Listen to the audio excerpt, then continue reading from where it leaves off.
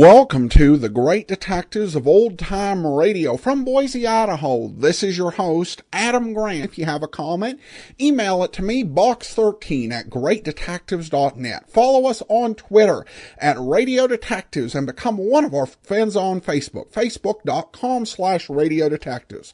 I do want to encourage you to check out the Adventures of Powerhouse superhero comedy series. This is a series of books I've been working on over the last several years, beginning with Tales of the Dim Night, and then Fly Another Day, Powerhouse Hard Pressed, Ultimate Midlife Crisis, and Speed Trap. They are great comedies that poke gentle fun at superhero tropes. If you like the 1960s Batman series, I think you'll enjoy this series. So if you're interested or know someone who would like it as a gift, you can pick it up in the Kindle store or as a paperback or through audible.com or the iTunes store. All right, it's time for today's episode of Boston Blackie. The original air date, May the 21st of 1946, and this one is The Paul Blaine Murder.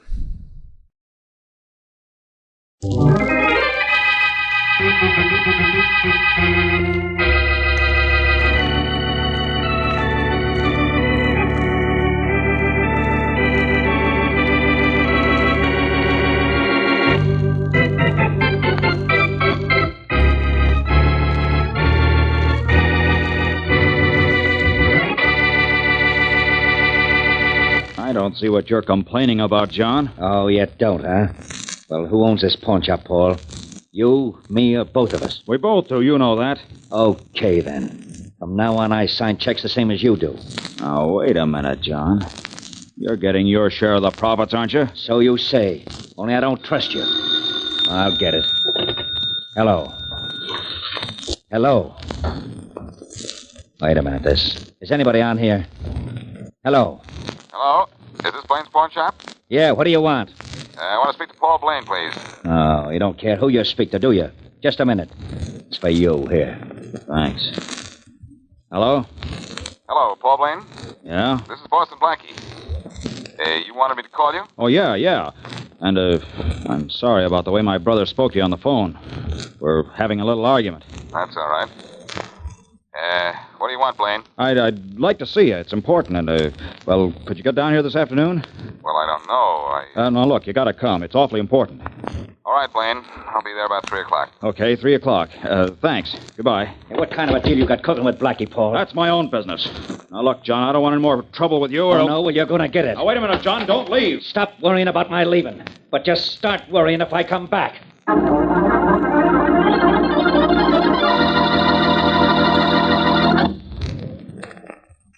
And now back to Dick Calmer as Boston Blackie. Enemy to those who make him an enemy. Friend to those who have no friend.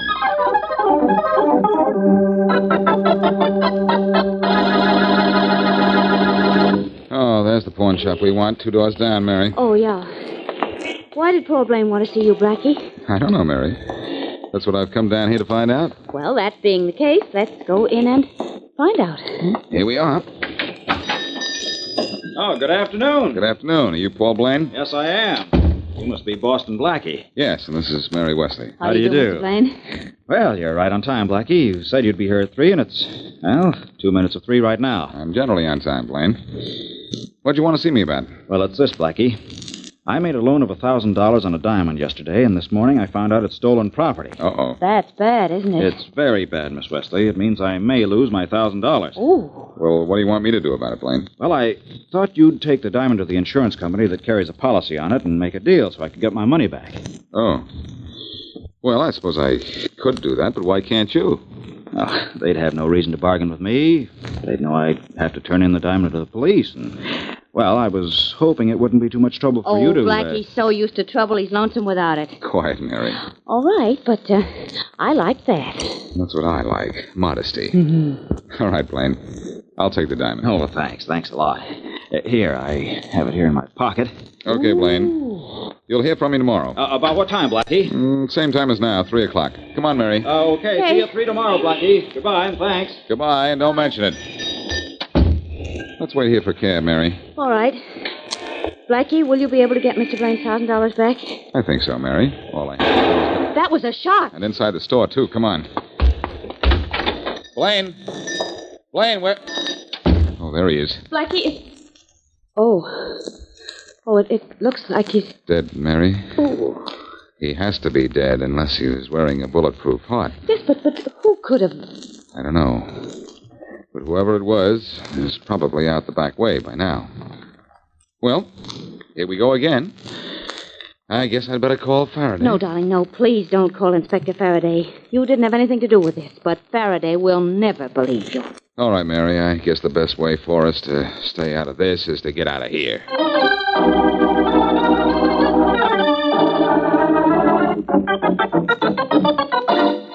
Hey, Rollins. Rollins, come in my office. Yeah, Inspector Faraday? What about some action on the murder of Paul Blaine, the pawnbroker? Inspector, there hasn't been a thing developed. Oh, just a minute. Faraday speaking. Victor, got a little news for you. You want to know who killed Paul Blaine, don't you? Sure. Do you know who did it? Well, I know who was in his store about the time he got bumped. Oh. Friend of yours, Boston Blackie. A friend of it. Hello. Hello. What was it, Inspector? Some guy who says Boston Blackie was at the scene of Paul Blaine's murder. Good. Hey, that's exactly what you want, isn't it? It should be, but it isn't. This is one time I don't think Blackie's involved. And besides, I waste too much time chasing that guy anyway. Gee, Inspector, you must be sick. Maybe that call was a straight tip. I doubt it. Besides, I got a line on Blaine's killer. Yeah, who? Never mind who. But Blaine sent a certain guy to prison about 5 years ago. Last week, that certain guy got out of prison. I think he killed Blaine for revenge. Could be, Inspector, but I'd still like to have a look around Blackie's apartment. Go ahead. Waste your time any way you want. But I'll bet I find a real killer before you find anything on Boston Blackie.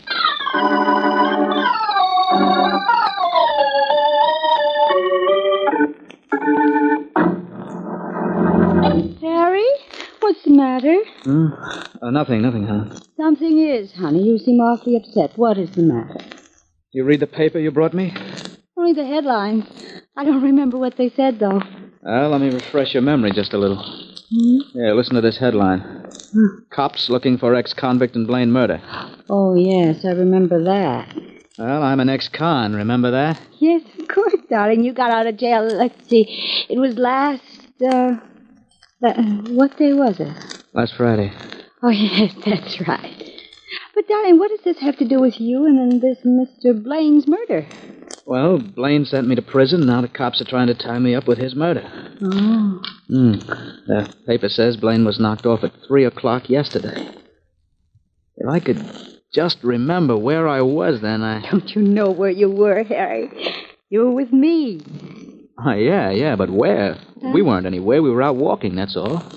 Oh, yes, that's right. Where were we walking? Do you remember? Oh, not exactly. Downtown somewhere. No, I've got to keep you out of this. I think I know what I'm going to do. What? I'm going to see a fellow named Boston Blackie. He helps guys like me. Oh, you can't leave here if the police are looking for you. Harry, I've met Blackie's friend, Mary Wesley. I know her. I'll get her to help me, and she'll get Blackie to help you.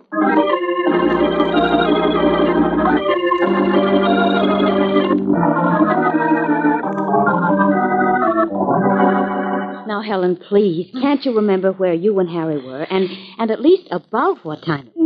No, Mary, I can't. All I know is that we were out walking. Yes, but where, dear? Just downtown. That's a big help. Now, look, Paul Blaine was murdered at 3 o'clock in his shop on 71st Street. Were you on 71st Street around 3 o'clock? Well, no. Oh, gosh, I'm beginning to sound like Blackie. Mary, I don't know where we were. I started out to see a man about fixing my coat. I think I have his address here in my purse. Oh, well, this might be something. Oh, dear. Oh, yes. Here's his address, 20th Street. All right, now you think you were on 20th Street? Yes. Down there somewhere. But I don't know. Oh, wait a minute. What's that other card in your purse? Where? Which one? Oh, yes, let's see. Oh, yes, I remember. A sidewalk photographer took our picture and gave us this check. Yesterday? Yes, while we were out walking. Yesterday afternoon. Well, as Blackie might say when I show him this, it's a nice photograph. Let's hope it doesn't result in any negative development.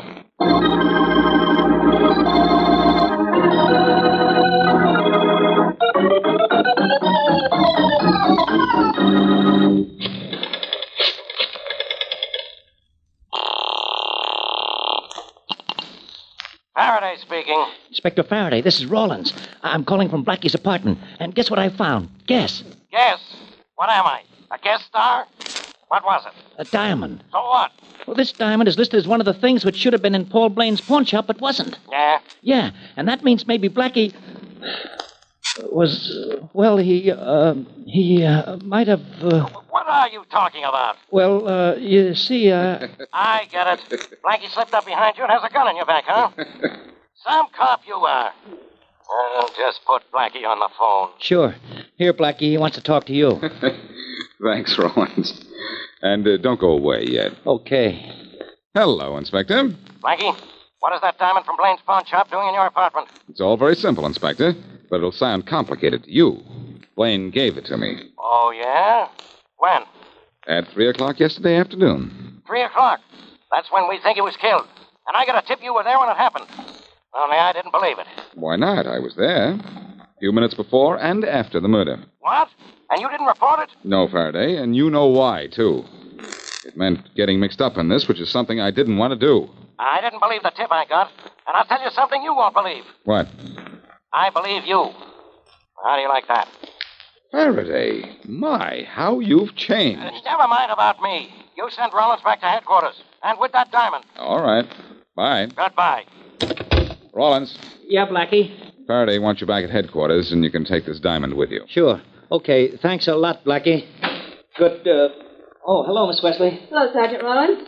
Come in, Mary. The sergeant is just leaving. Yeah, so long. Bye. Well, Mary, I almost got mixed up in the Blaine murder. Rawlins found that diamond Blaine gave me, and Faraday got a tip I was there when Blaine was killed. Oh, somebody's trying to frame you. Well, that means you'll help my friend Helen, doesn't it? What? What friend, Helen? Helen Waltham, darling. The one I told you about on the telephone. Faraday thinks her fiancé, Harry Matthews, murdered Blaine. Oh, yes. Well, that means I'd better find an alibi for Matthews that will show him away from the scene of the crime at the time of the murder. Well, all right, then I know this much, Blackie. Yesterday afternoon, Helen and Harry were walking on 20th Street. Now, that's about 5 miles from the scene of the crime. A sidewalk photographer took their pictures, she thinks about 3 o'clock, and she had a receipt for it. I took that. Here. Picture, huh? Say, I'd like to see it. Maybe the shadows on the street or something on it would give Matthews an alibi. Yeah. It's awfully late. The photo shop is probably closed by now. But if we can get into the dark room, maybe we can bring an alibi for Matthews out into the light.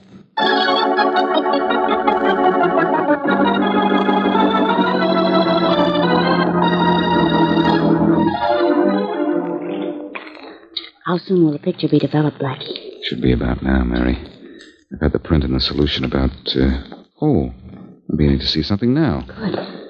I'm glad you took this claim check from Helen so we could find this picture. Developing that print isn't taking as long as it took us to get in here. That was a tough lock on the door, Mary. You had a hard time picking it. Yeah, you'll have to buy the photographer a new lock, won't you? I suppose so. Now, let's hope this picture shows something that'll help us. All we know now is that it was taken the afternoon of the murder. Okay, I'm hoping. Look, Blackie, there's the whole picture now. It's clear, too. Mm-hmm. Now we'll lift it out of the solution and have a look at it. Here, I'll put it on the table here and hold it down with these weights so it won't curl while it dries. There. Well, it shows Helen and her friend Matthews all right. Look behind Helen and our boyfriend, Mary. The Leeds jewelry store clock, and look at the time. 3 o'clock. And Leeds Jewelry Store is on 20th Street, a good 5 miles from where Paul Blaine was killed. And at 3 o'clock. Tell your friend Helen not to worry, Mary. Our friend Harry Matthews is all right. The clear shot of the clock in this picture put him in the clear, too.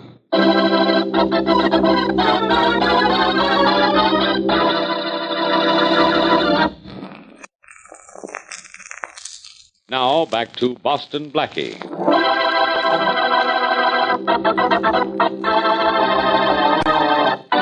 Paul Blaine, pawnbroker, gets Blackie's help in returning a stolen diamond.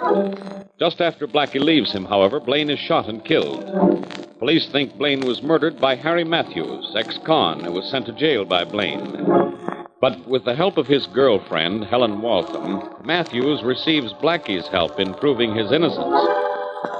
Blackie finds a sidewalk photographer's picture of Matthews near the Leeds jewelry store 5 miles away from the murder scene with the hands of the clock at 3, which is the time Blaine was killed. So Matthews is obviously innocent. As we return to our story, Mary Wesley is at the Leeds jewelry store. And what can I do for you, miss? I'm not sure. Are you Mr. Leeds? Yes, I am. Well, this may sound sort of silly, but I'd like to know about that big clock out in front of your store. I hope you don't want to buy it. Oh, no. I just would like to know how accurate it is. Oh, it's the most accurate clock in town, miss. We have it checked once a week. It loses hardly a second. I see. When was the check last? Why, 4 days ago. Oh, thank you very much. Where's the nearest public phone? Oh, if you want to use a phone, you may use mine right there on the desk. Thank you. Oh, that's quite all right.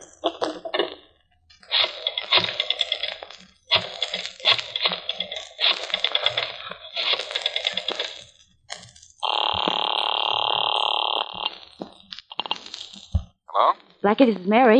You found out about the clock? Yes, it's always right, and it was checked 4 days ago. Good. Now I'm absolutely sure Matthews is innocent. I'm going up to tell him for 2 reasons. To make him happy and Faraday miserable.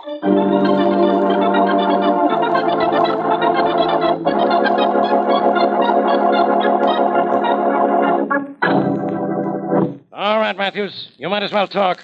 I didn't come to your apartment to outstare you. I don't have anything to talk about, Inspector Faraday. You killed Paul Blaine, so you ought to have a lot to talk about. I didn't kill him, Inspector. I admit I had a reason. He sent me to jail, but I didn't kill him. That's what they all tell me, until I prove they're lying. Who's that at the door?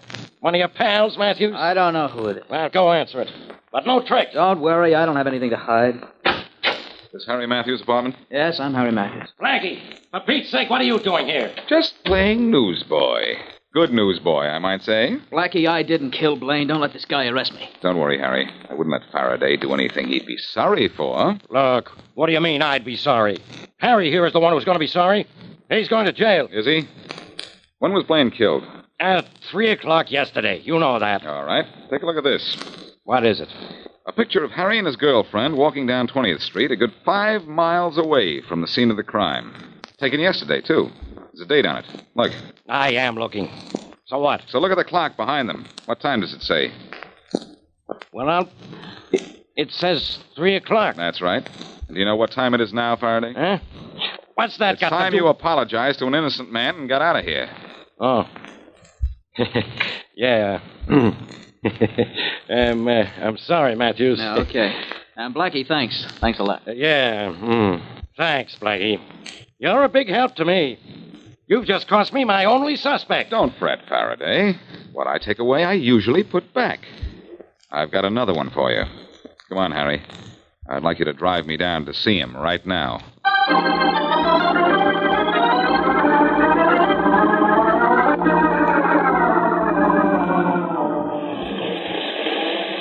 This is Blaine's pawn shop right here, Harry. Thanks for driving me. No trouble, Blackie. It was nice seeing you, Blackie. Thanks, Helen, and thanks for the lift. Okay. Oh, say, would you wait for me for a few minutes?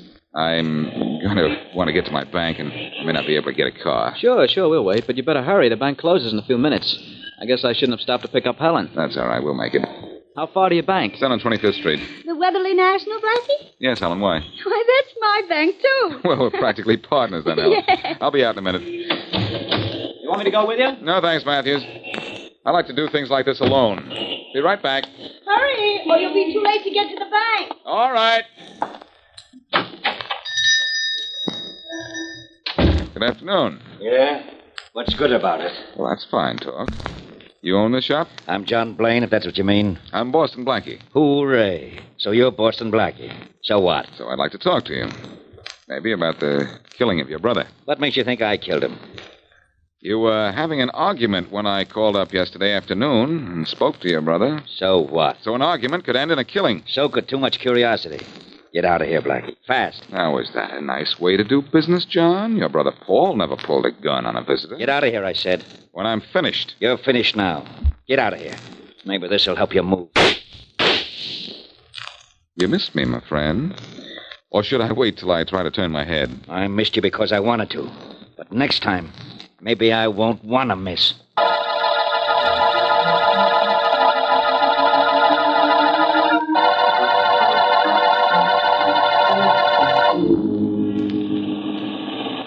I wish I'd known you were having trouble with John Blaine, Blackie. I could have run out and given you a hand. I didn't mind arguing with him, Harry. It was the back talk from his gun I couldn't do anything about. Blackie, I want to thank you for helping Harry out of his trouble. He's not out completely yet, Helen. What? He isn't, Blackie. Why isn't he? Oh, it's nothing to get excited about. I just wasn't able to prove John Blaine is 100% suspect.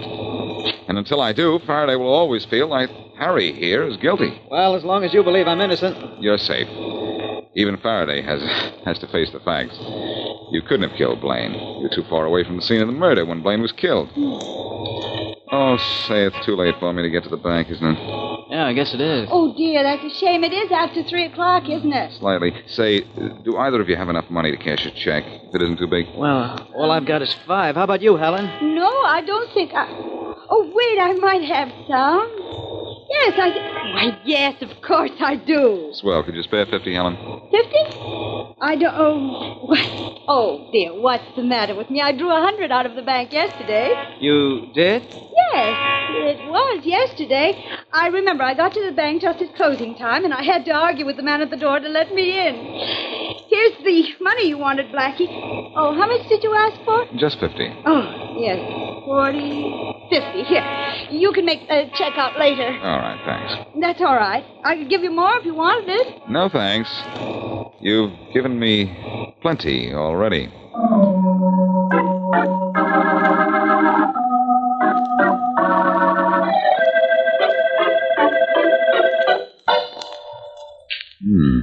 That sidewalk photographer must have a mania for putting fancy locks on his door. This one's tougher than the one I picked yesterday, Mary. It sure seems to be. But what are we going to find by breaking into this dark room again? Oh, nothing much, Mary. Just this. How Helen Waltham could have been with Harry Matthews in front of Leeds jewelry store having a picture taken at 3 o'clock yesterday and still be in her bank at closing time. That's 3 o'clock. I know it's my bank, too. There, that opened the lock. Good. But about the time, that's impossible, darling. The clock on Leeds jewelry store is never wrong. I know it. But why would Helen say she was in her bank at closing time if she wasn't? She was very definite about that. Yeah, I know. Or so you said. Come on. Let's go into the dark room. I'm going to take a look at that picture again. All right. Wait, I'll turn on the light. There. Blackie, you think the picture of Harry and Helen was faked? Retouched or something? No, it wasn't. Or I would have noticed it. The picture was real. The clock wasn't wrong. So there's only one answer to this whole thing. What? I said there's only one answer, Mary. I didn't say I knew what it was. Oh. Let's see. Do you remember the number of that picture of Harry and Helen? I sure do. 4121.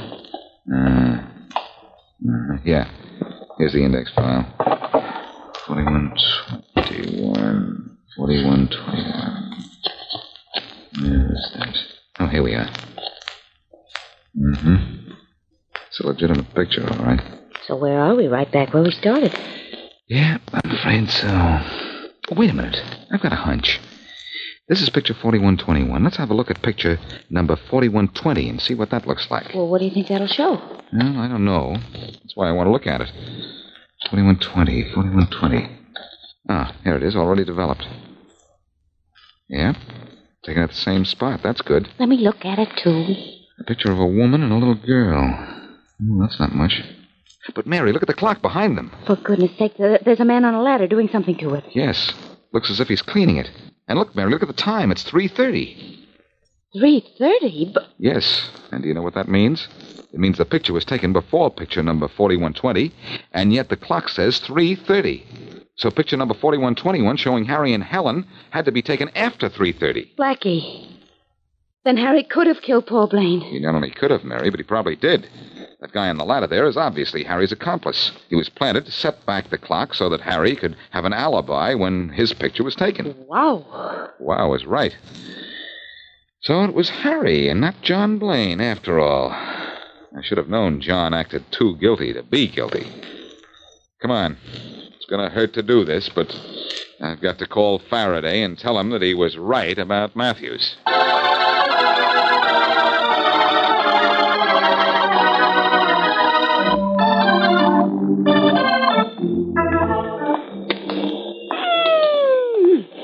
Oh, it's a lovely day for a walk, isn't it, Blackie? Beautiful, Mary.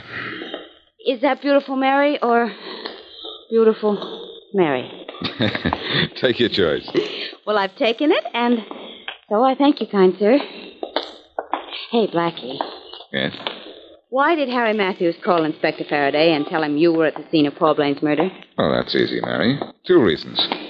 He wanted to involve me, and he wanted to make sure the police established the time of the murder at 3 o'clock, so his alibi with the fixed-up clock would stand up.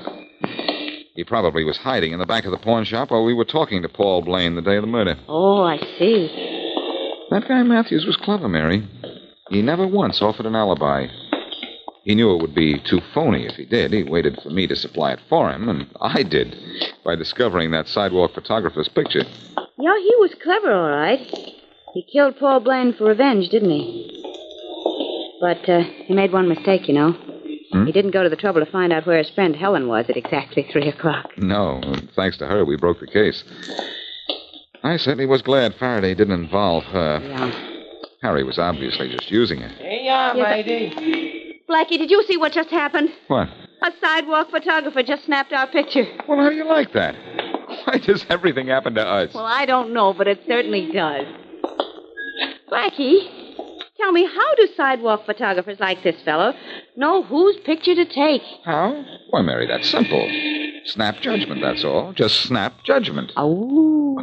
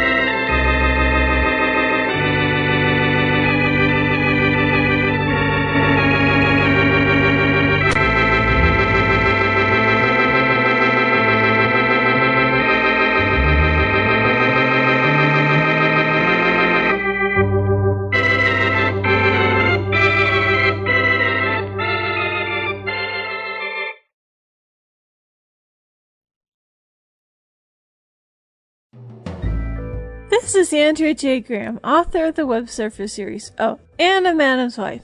You're listening to the Great Detectives of Old Time Radio.